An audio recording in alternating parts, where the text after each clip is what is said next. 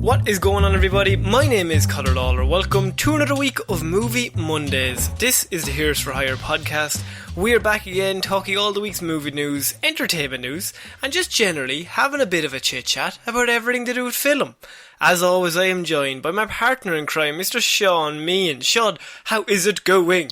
Good, I love chit-chatting about films with you, Connor. Now, Shaun, you have been our hot reporter on the field. I have sent you to the Oscars. And I'm in the Gaza Strip, Connor. And you were up all night watching it. Because, of course, Yes. Irish time means you have to be up all night to watch it, Shaun.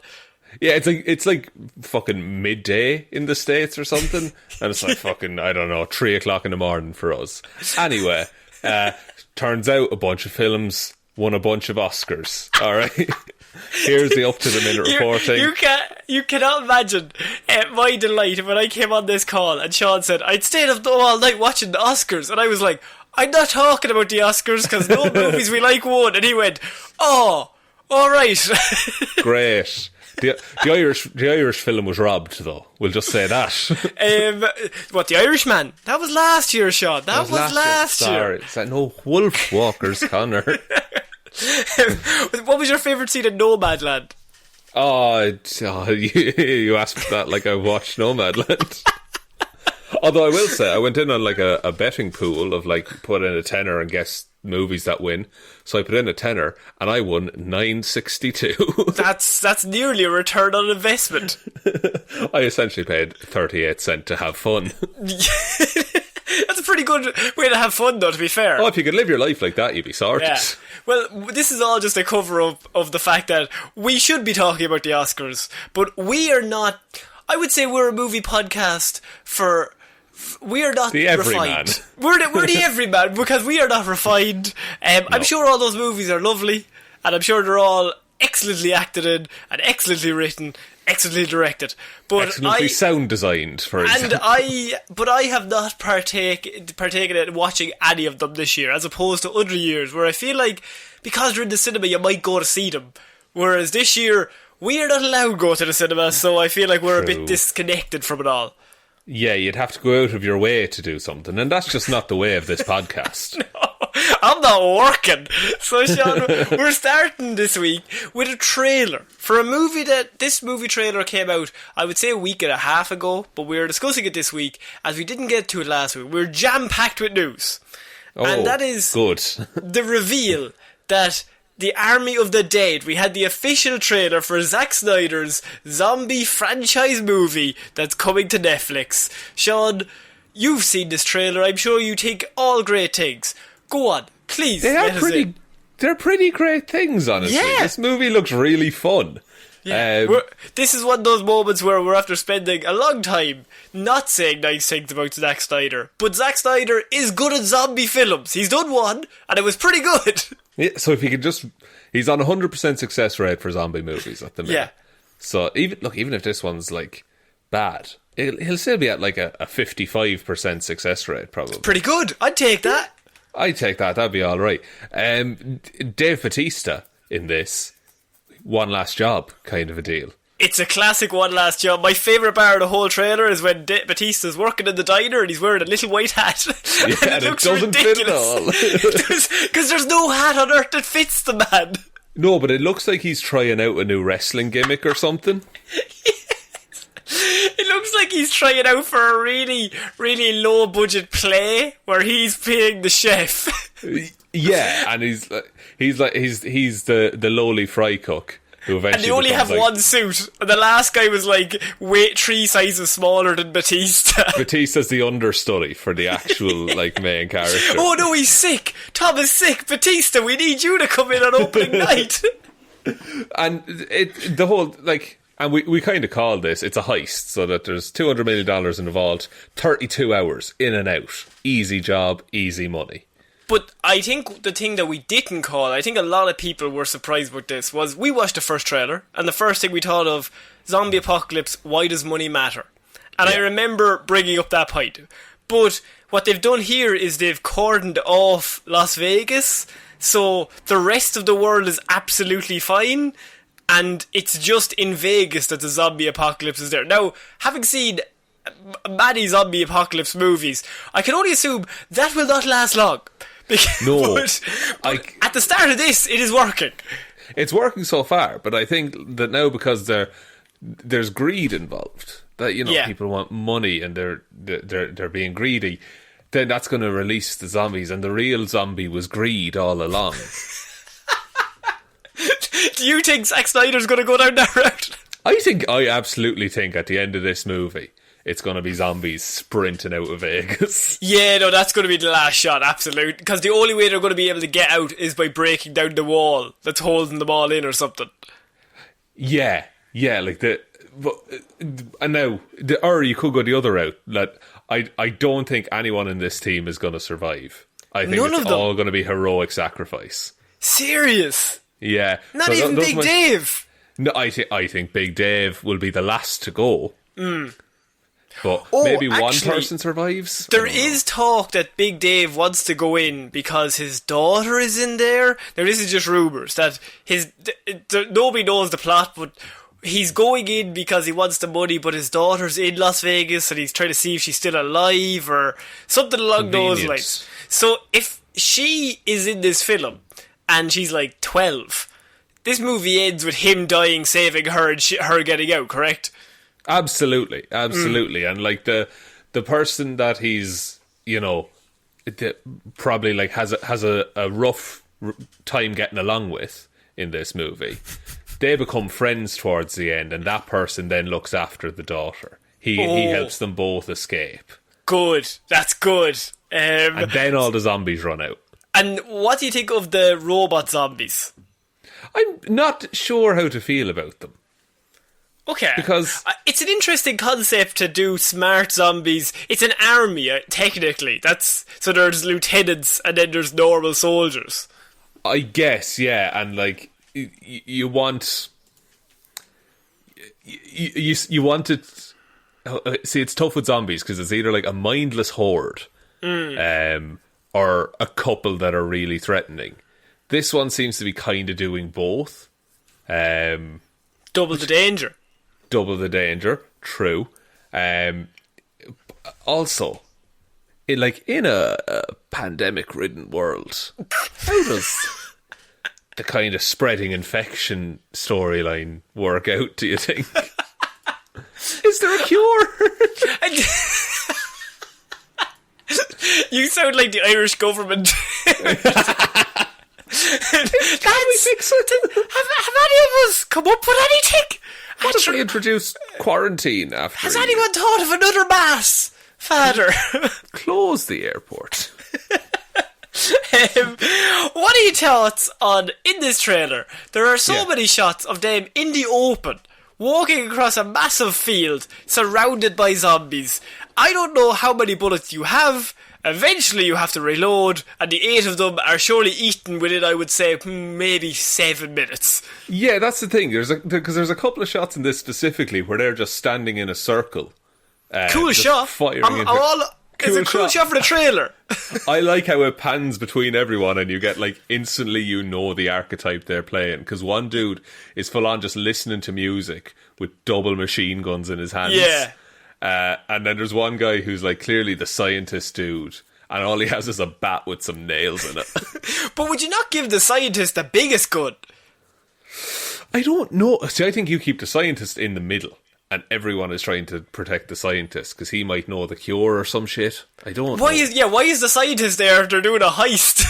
I don't know. He might be the guy that does the lockpicks or something. Yeah, it's like it's like there's a security system on the safe and it's uncrackable, Connor. Yeah, but there's only one man in the world that can do it. Oh, and he's going to be there typing it, and they're like, "Oh, can you do it?" And he's like, "I designed it." That'll probably happen. You're dead right.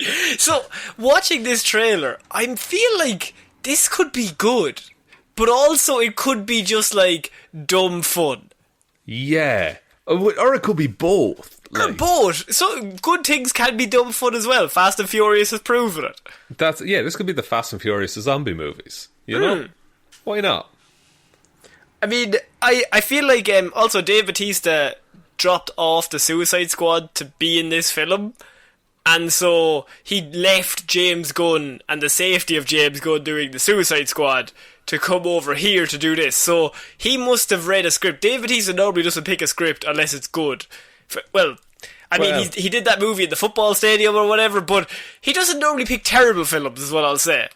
Yeah, and look, I think this by no means looks terrible. If I saw this trailer and knew none of the names attached to it, I'd probably be like, oh, that looks pretty interesting. That's exactly what I expect from a film like this big bombastic zombie movie.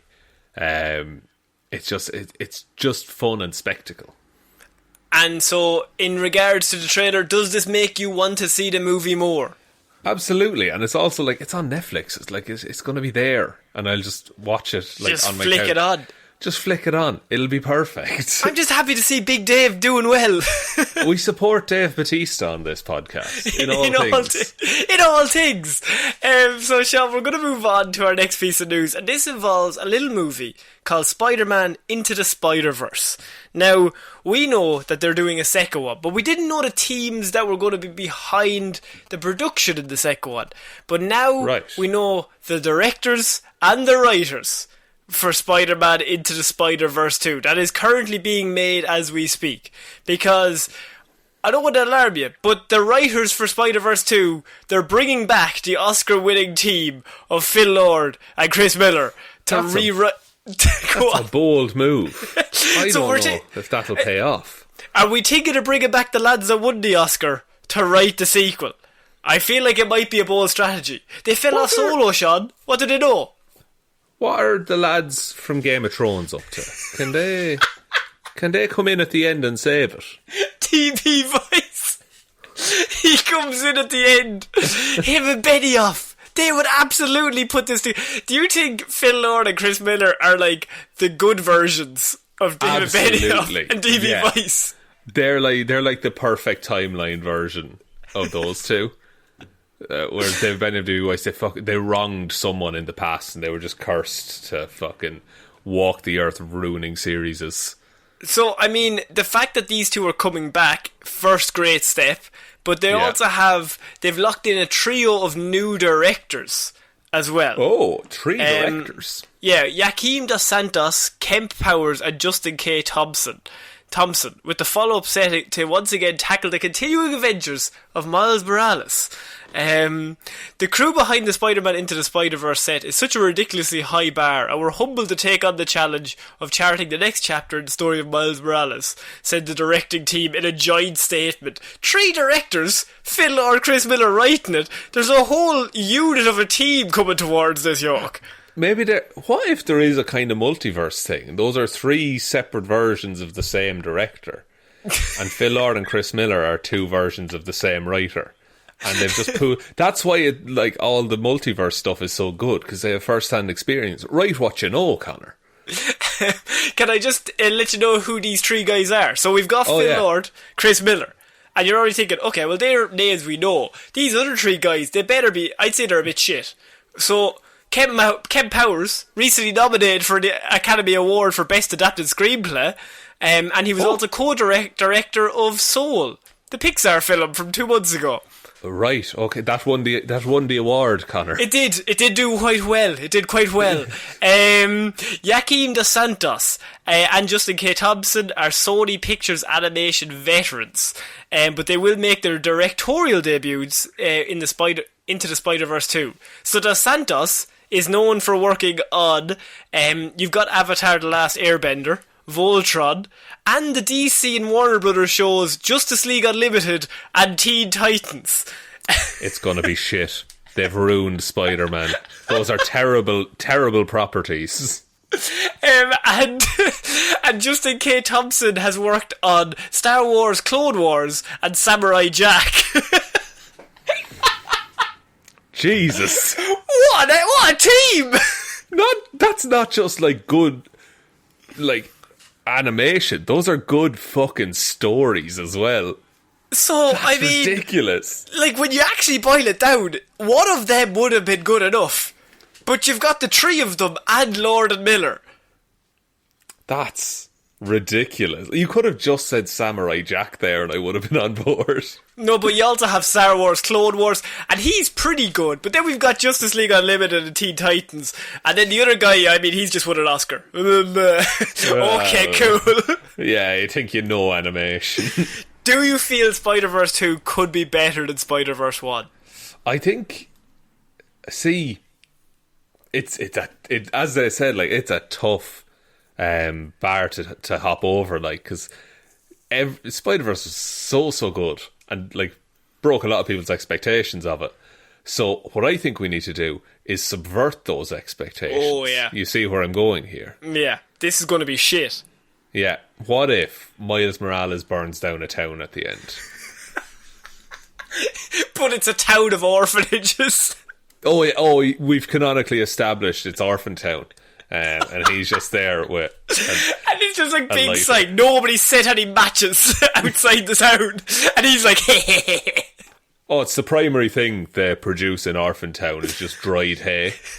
Why did we put the firework factory beside the town? Oh, no. We're going to have to re-thatch all these roofs. Yeah, I feel like before I was not sure. Because Spider-Verse is, of course, so amazing that you look at this and you're thinking, there's no way they can repeat it. Because that had such a charm and such a unique look. Like, I know even in the last week, 2 people have said to me that are not into superhero films, Spider-Man Into the Spider-Verse is an amazing film. And they really liked it. And I think it needs that cross appeal. So, to come into this, I was a bit worried. But having seen the lineup that they're throwing in here, along with the cast that they're all bringing back from the last one, I mean, this has a chance to... If they go back to back, this could be the best Spider-Man franchise. Absolutely. Like, I was worried, not even worried, but I was thinking, like, for a while, it would be like Spider-Verse 1 and Spider-Verse 2 was going to go the same way as Guardians of the Galaxy 1 and Guardians of the Galaxy 2, where the second one is still very, very good, but you can't capture the magic of the first one. But I would love to be surprised in that. Yeah, and I think I'm very intrigued to see where they go, because they've brought in, like, in the last film, they brought in a whole multi-dimensional travel shit. Yeah. And, like, it took Marvel 21 films to get to that. But they just established it in that film. It was ridiculous. In the first 20 minutes. So I'm just really interested. That is the team that I just wanted to let you know, because that is a lineup and a hat. That's like an all-star team that they've thrown together here to do this film. Yeah, no, and I am very excited for that now. I can't wait to hear more about it. So we're going to move... We still don't know any of the plot, by the way. So I can't tell you any of the plot. Actually, I don't want to know either. If I come across it, I'm going to close my eyes and scream loudly. Unless there's an orphanage in it, then I will read on. I want to know. What if we called it and they're just like, shit, now we have to change it? Phil Lord's listening to this like, fuck! Chris, they did it! Look, Phil Lord, if you are listening to this, just one tweet. Like, just... you can tell more than one human being that we exist. That's fine. We're going to move on to Big Dave Bautista, Shaun. Now, he's back. Now, we were talking about him in his newest movie, but we told a story a little bit about a previous situation he had with DC. And during the week, a lot more information came to light, because he was doing an interview and he was asked about the time that he went to DC and pitched himself as casting himself as Bane for their films. And he went off his own back. And we didn't really know other than, wow, that's a funny story. But Dave Bautista has recalled his aggressive pitch to play Bane, even though Warner Bros. Weren't casting Bane at the time. But he is just, I'm going to get out in front of this and declare myself Bane. So he was asked who he would have played. He was like, it would have been Bane all day long. I've made no secret about this. I want to play Bane so bad. I went to Warner Brothers, had an appointment with them, had an appointment with DC, walked in the door and slammed my fist on the table and said, I want to play Bane. I'm not kidding. They were like, whoa, we're not even casting Bane. And I was like, I don't care. I'm playing him. Just whenever it's being done, it's me. He said, I wasn't joking, but in all honesty, they did have a good giggle, and then they showed me the exit.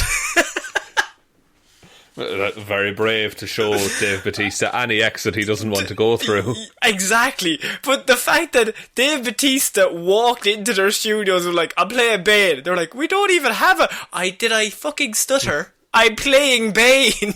I'd love if more actors took that approach to things. Like Ian McKellen walking in and just being like, I'm Gandalf now.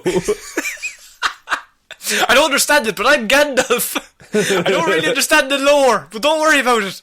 Don't worry, it'll be fine. But that was just a small story that I wanted to cover. By the way, Dave Bautista is 6'6" and 290 pounds.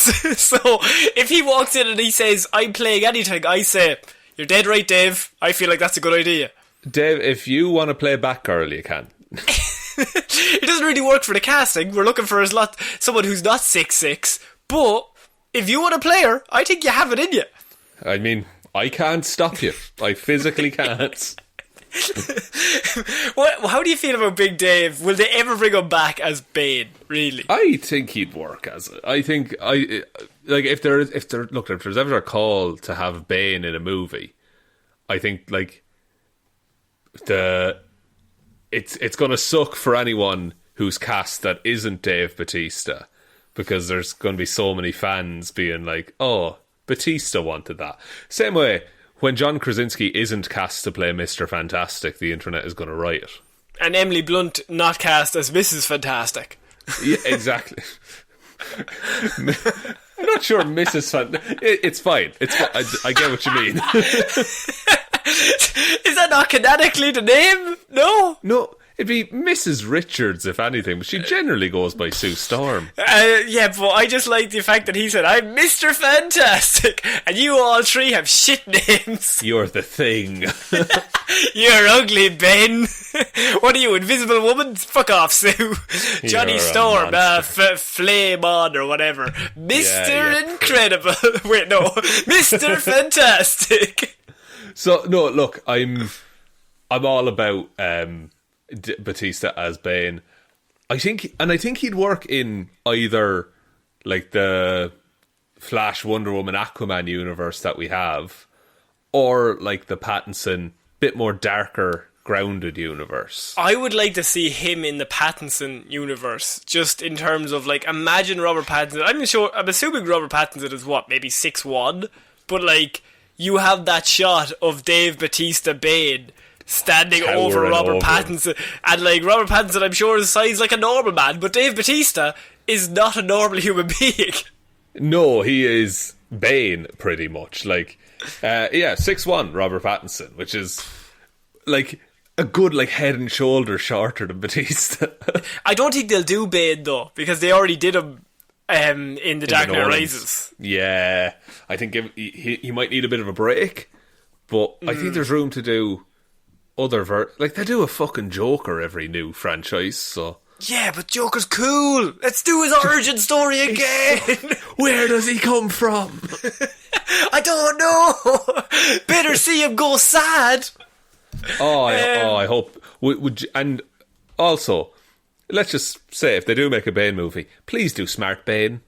Like, yeah, clever. Bane is smart in the comic books. Please do Smart Bane. Please, that's all we ask. Okay, Shaun, we're going to move on. Or a Clayface movie, sorry. Actually, no, that's the hill we'll die on.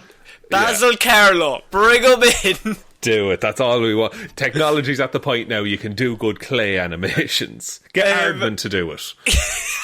Imagine how outplaced that'd be. Like, Robert Pattinson's just punching Aardman, and he just has, like, throw a punch, and then they have to bring a guy in and slowly move it every second for 3 hours. Pattinson just holding it for like 4 days. Okay, we're moving on to our next piece of news, and this involves Captain America 4, Shaun. And the news that I know this. We've learned during the week that Captain America 4 is officially happening with the Falcon and Winter Soldier creator. How do you feel? I feel like this is a spoiler territory, but is it? I feel like there's been so many posts during the week as well. I feel like this is the one that, like, I straight up I knew there was going to be big news on the last episode, so I just avoided the internet until I watched it. And there's a shit ton of stuff out there now, especially with news like this coming out. To answer your question, I'm very excited about it. I think I wasn't really aware we were getting a Captain America 4, so it comes as a nice announcement. And I think that the direction the universe is going in at the minute, I'm excited that they're like doubling down on it. Do you know that it's not just that happened that happened on the Disney Plus show, but here's the real story. I'm delighted that they're like, no, that's like, this is the movie now. This is Captain America now. Do you think they bring back Chris Evans? Not as in like Captain America, but do you think they bring him back? I think he's coming back in something else, which we might talk about later. Oh, okay. Okay, I see what you're talking about there. Yeah. But I don't know. I feel like Captain America already signed off. Sorry, this is getting confusing. Steve Rogers already signed off on Joe Biden in Avengers Endgame.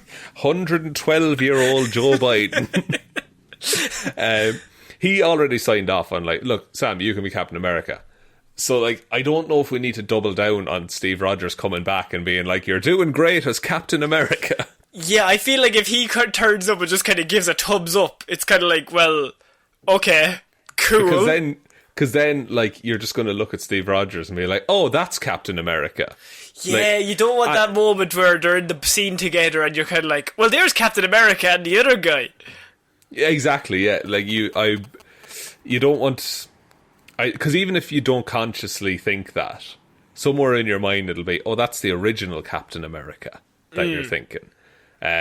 Which is why I think if he shows up and maybe he's not all that he seems, then it's that's that version of Captain America versus Sam Wilson.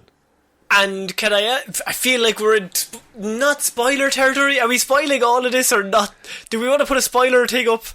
I'll be honest, I had it just about got spoiled for me. I saw a thumbnail and then closed the internet for the day. Okay, and this was 2 hours after the thing came out. Okay, I just want to ask you one question, and then we'll know after I ask it if it's a spoiler. Right. Shaun, do you think John Walker will be the villain in this film? I don't know. Is that spoiler? It's no, because look, okay, we're just gonna. People don't like John Walker. That's just the way it is. People don't like John Walker. We love the character. We love what Wyatt Russell is doing with John Walker. Big fan. I'm his biggest fan. Okay, are you caught up with Falcon and Winter Soldier? I am, yes. Excellent. I should hope so, because there's a Patreon thing to come out about it. Okay, so just to make this discussion easier, we're going to just chat about everything that happened in Falcon and the Winter Soldier on a surface level, including the last episode. Okay. So, having John Walker as US agent be the villain, doesn't that kind of undo his big hero moment in Falcon and Winter Soldier? Absolutely it does. I mean, but would you have him in there in some capacity? I think you do. I also think he might be kept over for a Thunderbolts type thing. Kind of the equivalent of a Marvel version of Suicide Squad. I can see him being the Rick Flag type.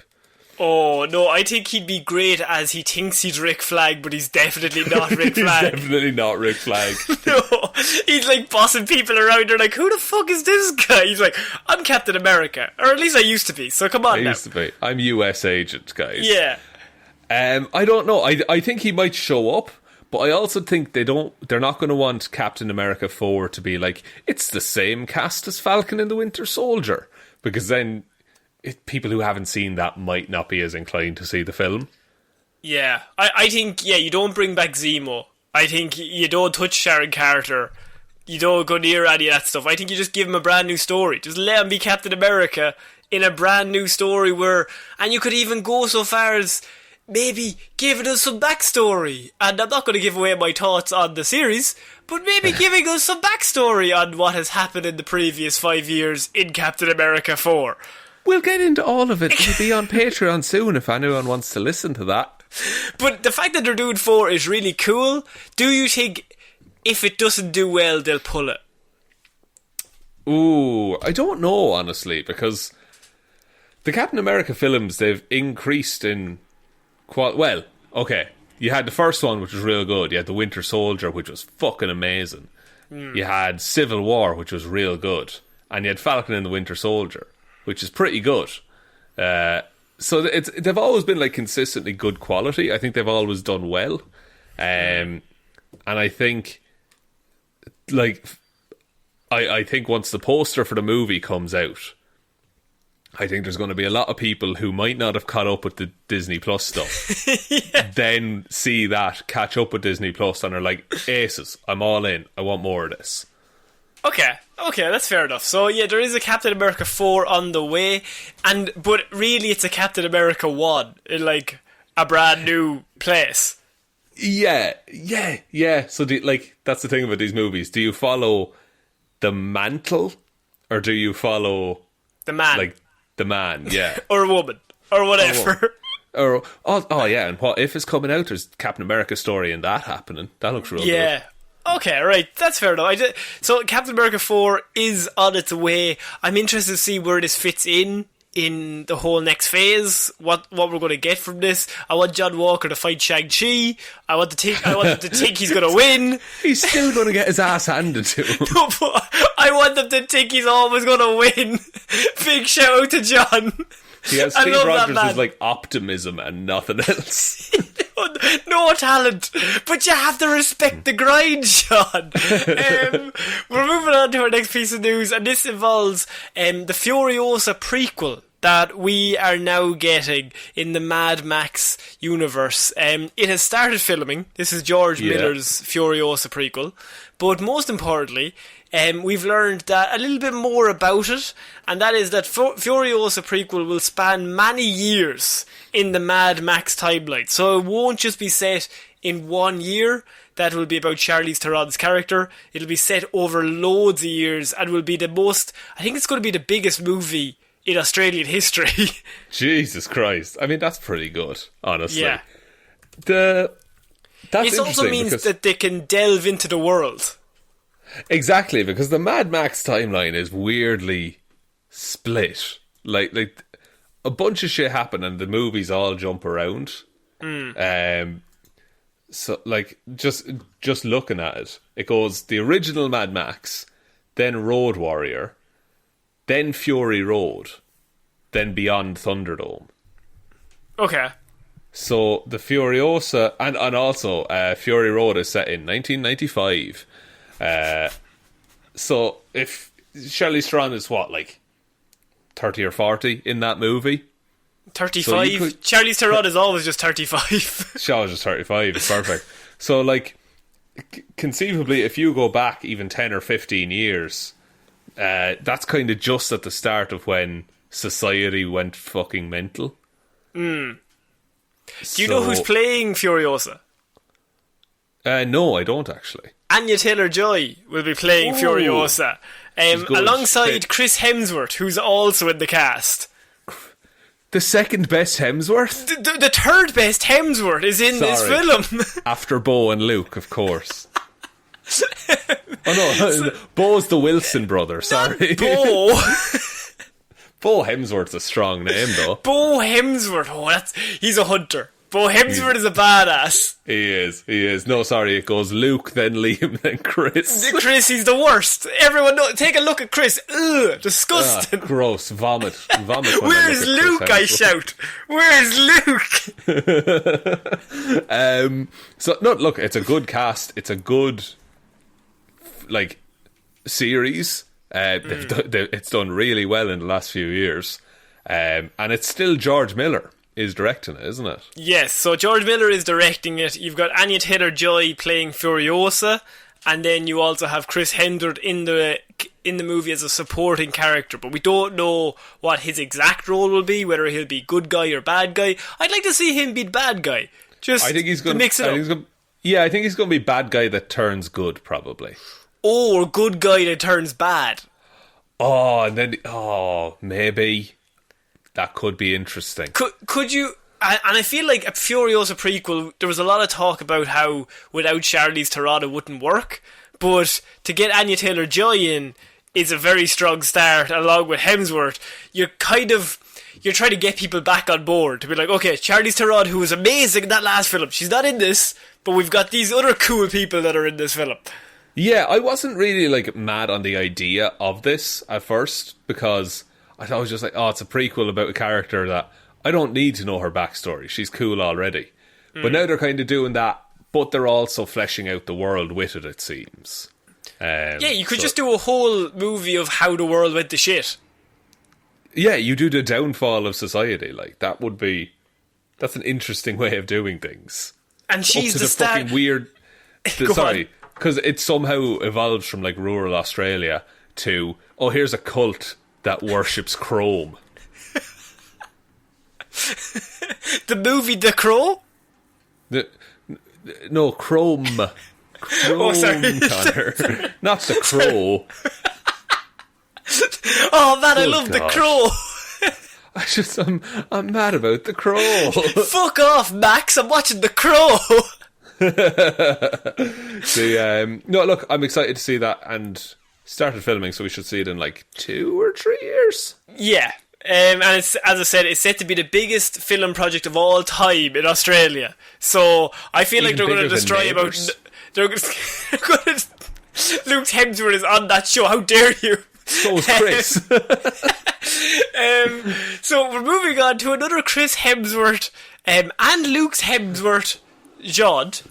Because a few weeks ago we discussed Russell Crowe appearing in Thor: Love and Thunder. But now I have big news this week that we have finally found out who Russell Crowe will be playing in Thor: Love and Thunder, because Russell Crowe spoiled it himself in a recent interview. He will be playing Zeus in Thor: Love and Thunder, Shaun. Now, Zeus is an interesting one, because Zeus is in the Marvel comic books, and obviously he's a god, but I don't think a lot of people associate the character of Zeus with Marvel and the Avengers and all that stuff. Yeah, and it is weird. Marvel walks this weird line where, like, a lot of magic can be explained by, aliens and science, but then also there's this whole group called the Sky Fathers, who are like the leaders of every religion, that canonically exist. Like, it's absolutely fucked. And Zeus, to put it very simply, like, there's the, what's it called? The Sky Fathers. So they're all of the, like, head gods, which traditionally are generally associated with, like, the sky and lightning and thunder and all of this stuff. So to put it very simply, Zeus is on par with Odin in terms of power level. Right, okay. In the comics, he has done such remarkable feats as punching Galactus in the face. And that's tough, because Galactus, fog. That's very hard to do. You can't make solid contact with fog. That's you true. Try. You can't. It's impossible. And there's one Sky Father. He's Irish. Don't tell me it's the guy from McDonald's again. That's a reference to a weird news that nobody will probably have heard. Google Uncle O'Grimacy. It's fucked.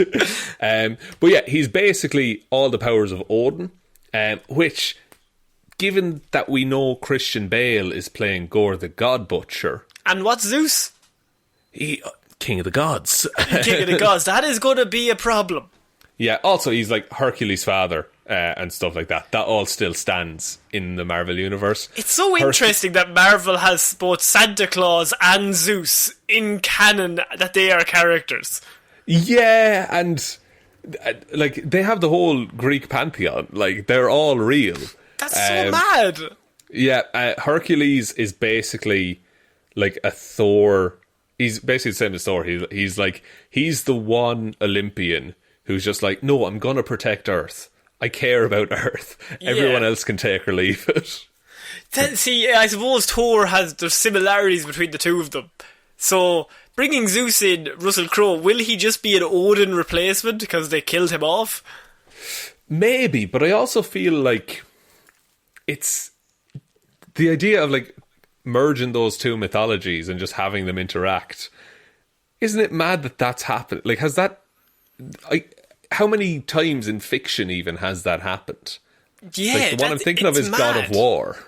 Yeah, and I think it's really interesting that this is the way they're going. Like, the fact that we've come so far from the first Thor film, where he comes to Earth, to now we have a film that the villain is Gore the God Butcher, Thor is there with Zeus, and you have Natalie Portman playing Jane Foster, who's the mighty Thor, and then you also have Valkyrie, and you've got Melissa McCarthy, who's in this film as Hela. And then, not only that, you've got Chris Pratt in it, along with all the Guardians, and Taika Waititi's directing it. This seems batshit insane. These are getting absolutely ridiculous. Like, all of these Marvel movies have ridiculous castings coming up now. Also, like, there's an excellent page on Wikipedia. It's list of deities in Marvel Comics, and it is everyone. Basically every deity that anyone has ever worshipped whatsoever. Yeah, like even like all of the Tuatha De Danann, the Irish gods. Oh, for God's sake. They're all in there. You have Balor, Irish, like... The wrestler, Demon Finn Balor. Finn Balor, correct. All of, like, Hindu gods, all of these, they're all in it. I don't think there's a Marvel Jesus. I will say that. Maybe that one was too close to Stanley's heart. And he's like, I can't do Jesus, but I'll do everyone else. That, you know what, I think you could be right there. But then they're all on this council as well. So I have a feeling that there's going to be some version of a council of gods in this Thor movie. And Gore the God Butcher could butcher them all. He's just going to run through them, which is going to be unreal to see. Which, also, if Zeus is like as powerful as he is in the comics, Gore is going to be really fucking powerful in this movie. Yeah, and so then the idea is that you're going to need 2 Thors and a Valkyrie to take him out. Yeah, a big team up of Thors. A big team up of Thors. Yeah, so now we know that Russell Crowe will be playing Zeus. Pretty great casting, because Russell Crowe's new thing now is he just plays like elder statesman with gravelly voice that you have to listen to in big monologues. Yeah, and he's now he's one of the actors that have crossed the barrier between DC and Marvel. Oh yeah, because he's Superman's dad. He's Jor-El as well as Zeus in Marvel. That's so weird. But yeah, look, what can you do? Also, if anyone hasn't seen The Nice Guys, I'm going to give a shout out to the movie The Nice Guys. I love that film. It's a pretty good movie. Pretty good film. We're moving on, Shaun, to our next piece of news. And this is actually more news. I read this headline, and last week we covered a story, and I thought, oh, feck, I'm after telling people the wrong information. Because wouldn't be like us. The news this week is that Disney and Sony have signed a huge movie deal bringing Spider-Man to Disney Plus. So I was like, did I report it wrong? Did it say Netflix last week when it didn't mean Netflix? But no, I've done a bit more research. They've signed both deals. Are they allowed to do that? So Sony have not only signed up with Disney Plus, but they've also signed up with Netflix because they don't have their own streaming service, so they're covering all of the streaming services. But Netflix is still... That was in the original report. They're still getting Spider-Man, right? So Netflix are getting Spider-Man first, okay? So the deal is now that their idea that Sony have put forward is that they want, by the way, their PR press release was just like, this is for the fans. This will be great stuff, right? But it's said by some rich white dude. Sony, you haven't been able to release a film in a year. That's the reason. And the last one was Venom. Venom. Was that for the fans? And then Morbius is coming. But they said that what they want to do is they want to put Spider-Man on as many platforms as possible. And so they're going to show it on Netflix first. After streaming on Netflix, they will then move it over to Disney Plus after a period of time. Right. This is a really weird joint custody deal that they have. So they're going to release it in cinemas, then give it to Netflix, then give it to Disney Plus. So Disney's going to get it like a year after it comes out in cinemas then? Yeah, I suppose so, but they will eventually get it. Yeah, and I think that's like the long term, is that they just want to have all their stuff in one place. And it'll all be on it. But it's such a weird system. And it's weird that the Netflix one, I guess it had to be announced first, because then it would create more confusion if it was like, oh, you need to sign up to Disney Plus if you want Spider-Man, and then suddenly it's on the streaming service that everyone already has. Now, it says that they get Spider-Man, but they might not be getting Venom or Bad Boys, but that's not entirely clear what they're getting or not getting. All we know is Spider-Man is coming to one and then to the other. This is such a weird deal that makes no sense. I think, like, probably anything with the Marvel logo on it, but, like, it would be really weird for them to take Venom, because they were very adamant at the start that those universes are like not really as connected as Sony want them to be. So if they just like had that right next to Spider-Man Homecoming, that's a weird look for a streaming service. And I mean, it says that the pact is estimated the total to be more than $3 billion that it cost them. That's what Netflix paid for the original. So Netflix are paying that because I'm assuming they've lost The Office and Friends from there, so they need something to draw people in. And then Disney Plus didn't want them to have the full ownership, so they also must have given them a certain amount of money to say, well, after a year or 6 months, we'll take it. And then but then I suppose Sony are just trying to make everybody stream their films because they don't have their own service. So put it on everywhere. But you put it on any service that will take them. It's good for Sony. It's as much as we're laughing about it, it is good for the fans of those movies. I just think it's a weird way to go about the deal and to have two separate announcements. Yeah, and it was so weird that like I came across this and I was like, oh fuck, did I read Netflix last week and it was actually Disney? Are we going to have to issue a statement? We're going to have to issue a statement ourselves, but then the more I read, they were like, last week they made a deal with Netflix, this week they're making a deal with Disney Plus. I was like, it's the same deal though, it's 2022 to 2026, but they're doing it in a different way, so after a certain point it swaps between the two, just to confuse people, I can only assume. It's very strange. Look, we're getting Spider-Man. That's all we need to know. That's the effect of this story on us. And it's coming to both of them. So if you miss it on one, it's going to the other. And until the day that all of the servers die and you can never watch any film ever again. Yeah, exactly. And so I'm just excited now that we get to watch Bad Boys and Venom. Thankfully I have a place to watch the two of them back to back. I actually, to be fair, Bad Boys 3, highest grossing movie of 2020. That's a lot of people true. Stiff competition between that and Sonic. Both of them came out in January. So, Shaun, we are finishing this week with the big news that Miss Emilia Clarke is the latest star to join Marvel's Secret Invasion series. So, you probably know Emilia Clarke. She's from David Benioff's Greatest Hits, Game of Thrones star. She's swapping Westeros for, not Star Wars, but now Marvel and Secret Invasion. She's hitting all of the major franchises recently. All of them. She's getting through all of them. So, Shaun, Secret Invasion is something interesting that I don't think a lot of people know about. They don't really know the ins and outs of what it's going to even be about. So could you please give us just even a slight rundown of who's in this series? No, I'm not actually too familiar myself, Connor. I think we just leave it here.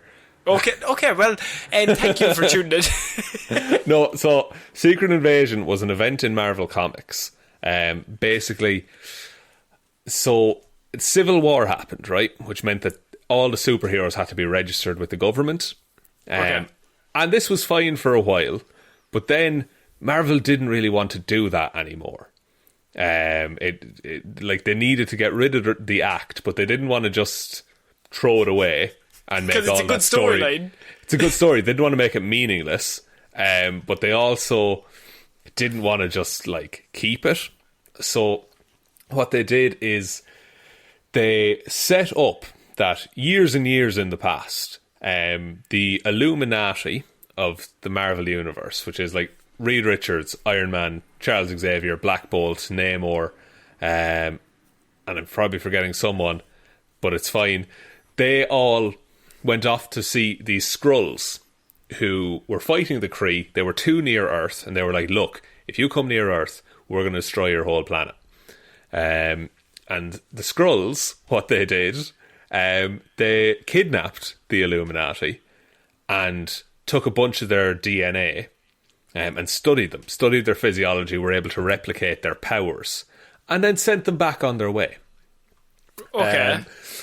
Then, I think she was a princess or a queen or something like that of the Skrulls. She was like, lads, the planet is going to, like, die someday. There's been a prophecy about this, and people were just like, stop causing trouble, so they exiled her. And then the planet was destroyed, and then and she's like, didn't I fucking say it? And then she had a bunch of followers who were like, oh, you were right, we're sorry, lead us. And she's like, right, we're going to Earth, but we can't, if we just rock up on Earth, they'll destroy us immediately.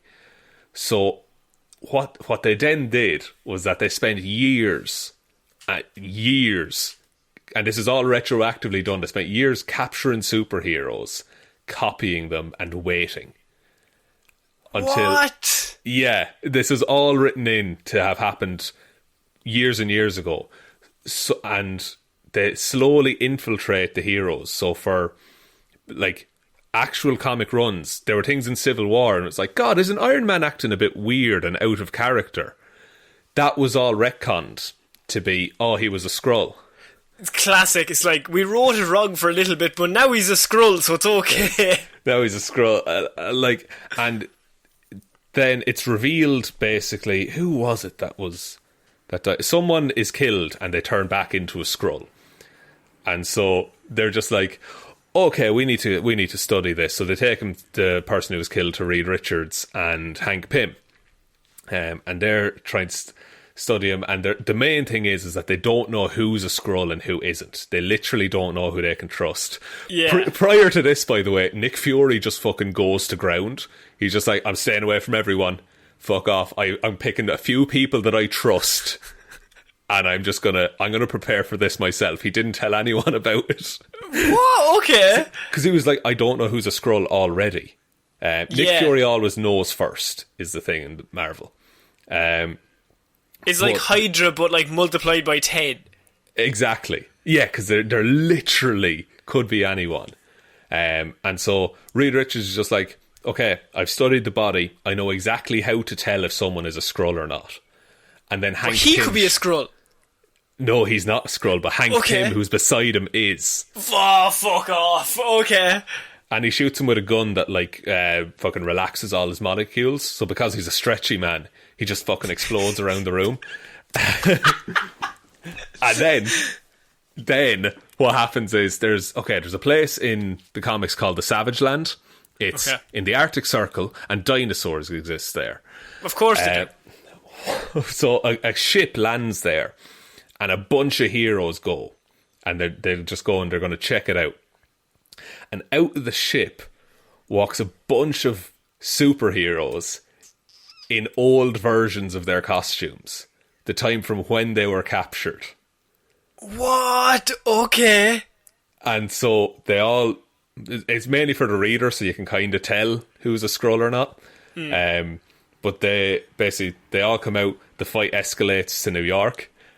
Black Widow has an amazing moment where she's just like, my plan, I'm going to shoot anyone on sight. If they bleed red, they're a human, we'll fix them up. If they bleed green, they're a Skrull, and I'll shoot them again. Okay, Jesus. Gee, that sounds so cool. It's so cool, and that's why I think Captain America's going to show up. I think in that movie that a spaceship is going to land, and out of it is going to walk Steve Rogers. But is he a Skrull or is he Steve Rogers? That's the thing. I think he's going to be a Skrull. Because I think if you want to have Captain America come back and use that as like a marketing opportunity or whatever, then you can't take away from the fact that there's a new Captain America at the minute. No. And so the best way to do that is that it's not Captain America, it just looks like him. And do you think the government would be like, this is Steve Rogers, he's back? Oh, I think he's going to be welcomed with open arms. Yes! I also think... then, like, Sam is like, he's not even real! And they're like, shut up, Sam. What do you know? That's it, and like Bucky would instantly know that he's not real. Like, he's fake. I think Sharon Carter, I think she's on the cards to be a Skrull. I'm looking at every Marvel character that exists right now, and I'm trying to guess who's a Skrull already. Fuck. Do you think they'd go that deep, though? Like, we watched the whole Spider-Man movie where Nick Fury was a Skrull the whole time. That is true, but do you think that they would start picking off serious characters? Like, do you not think they would go surface level? They might pick off Sharon Carter, and okay, cool. But once they start getting into actual, proper, oh shit, Captain America's back, or Steve was always a Skrull, or Sam is a Skrull, like, you could go real balls deep in this. You really could. It is tough because movies are different, because it's harder to like retroactively change that stuff. And like, you don't want, I don't know, fucking Scarlett Johansson to show up as Black Widow as a Skrull, and like all of that character development that she had over 10 films that all happened to a Skrull. You don't want that. No, I think that'd be great. But conversely, you could have her pop up as a Skrull and be like, I'm back from the dead. Yes. And like, you know, those characters that were dead or written out, they can crop up and they might be Skrulls again. I mean, I feel like this begs the question, though, that a few months ago, there were rumours that Kevin Feige was having conversations with Sony about bringing Spider-Woman into the MCU. Now, what this has happened is that now there are rumours saying that there could be Emilia Clarke playing Jessica Drew, who is Spider-Woman, in this film. This might... Oh, can I spoil something? Oh no, okay. Can I spoil something for the Secret Invasion storyline from the comics? Yes, because that is not canon. Technically in movie. Jessica Drew is the Skrull princess. Okay, right. Well, we have solved what the fuck is happening. So, look, it's possible. Imagine they brought over... That could be a way around it, because Sony's like, we're not giving you Spider-Woman. Well, she's not technically Spider-Woman. She could be anyone, you know? Yeah. That's interesting. I like, kind of like... It's like a lie on the same level as, oh, it's Mysterio from another universe. It's that kind of thing where it's like, no, you're telling a lie, but it works. It matches up with the character. Do you think Emilia Clarke could be playing Jessica Drew then? I think it's possible. I think you who's wouldn't... another who's one of the main characters that she could be then that we haven't seen yet? See, that's the thing, is like, there are people in the comics who like just flat out aren't in the movies. There's a whole thing about Wasp in the story. That they were trying to write out Wasp in a creative way. And so she tries to use the giant version of the Pym particle, and basically she explodes. Interesting. That's a good interesting way to go. Yeah, I don't know if they'll do like that, like that version of events in the movie. But like, she could just be, you know, unnamed Skrull soldier, but I don't think you get Emilia Clarke for that. No, I think if you're bringing her in, you get her to play Spider-Woman. But this only hinges upon the fact Sony agreeing to give Marvel Spider-Woman, because Sony owned that right. And there was also the fact that Olivia Wilde was brought in a few months ago to direct a female-led Spider-Man film. Now, that could be Spider-Gwen, or it could be Spider-Woman, and we don't know. But it's all up in the air right now that we know Olivia Colman or not Olivia Colman, Jesus. Emilia Clarke has been brought in. Maybe Olivia Colman will be brought in as well. We don't know, Yeah, but it's possible. Emilia Clarke was brought in, and they're like, fuck, she's a big actress. Who's a very big character in the Secret Invasion that she could play? Yeah, and look, I think it will be Jessica Drew. There are other, like, Elektra is the first person killed who's revealed to be a Skrull.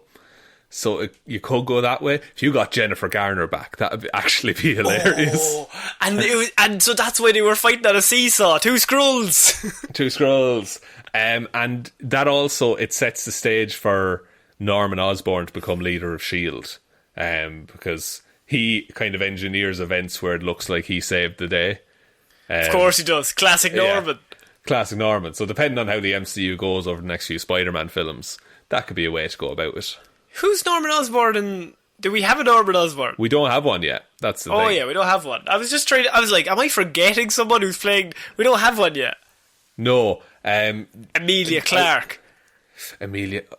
You could twist it on its head. She has range. She has range. She can play subtle... drift towards insanity. She can do that no bother at all over the course of a single episode. Hey, now let's not be mean to her. She was not very her good. Fault. Not her fault. She was good for 8 seasons. It can't be her fault if something goes wrong. No, she is not the weak link in that. David Benioff. Why have we got hard? Because we have got hard on David Benioff because we recently did a Patreon review of the Wolverine. Sorry, not Wolverine the Origins. The Wolverine Wolverine's Origins, pretty good. which Wolverine Origins, X-Men Origins Wolverine, which has all of our favourite moments from Deadpool and Hugh Jackman, but also was written by David Benioff, and we spent several minutes of the review saying this makes sense because it falls apart in the last 20. He has a track record. I don't know why we all thought so much of Game of Thrones for as long as we did. So yes, Emilia Clarke will be joining the Secret Invasion, a show that an idea that I knew nothing about. So I'm fascinated now that you've kind of given me a bit of a insight of what the story was, and I think this could be massive if they could go all out for this. Yeah, and the thing is, like, it's a TV show as well. Like, they don't have to fit this into like 2 hours or 3 hours of a movie. They can draw this out and have it be a really suspenseful thing. I'm really excited for it. Yeah. So I think that's it for this week's Movie Monday, Shaun. What a week. Sorry if I just went on about mad events in Marvel Comics towards the end there. I think you're at your best when you seem smart. It's not often. Well, I'm not often at my best, that's true. Would you like me to take us out, Connor? Yes, please. Big thank you to everyone for listening to this episode. Thank you also has to go to our patrons over on Patreon, especially these beautiful names right here. So thank you to Waffles loves you and says protect trans youth, LGBTQIA plus rights are human rights, Ciara Lawler, David Clarke, Ed Ball, Joe ratemyhemsworth.com, click rate, click Luke, refresh, repeat, never give up, Hickok didn't, Bernie, Raymond, just a small town girl living in a lonely world, Ging, Roisin, founder and CEO of Crumb de Lard, a luxurious bubble bath and moisturiser designed to relax even the most stressed out pastry. Whether you're a croissant, donut or even a pecan plait, we have something for you, Hally. That is a niche reference to one story from Weird News last week. And look, we love it. More of that, please. Thank you also to Ryan, Satron Paint, Evanson, Shaun, Bone, Jamieson, Dominic, Jessiah, Florida Gal Green, Anna, Maureen has the fry on Hjelmroos. Oh, fly on? Maureen does not have the fly on, I'll tell you that now. She has a few sausages on.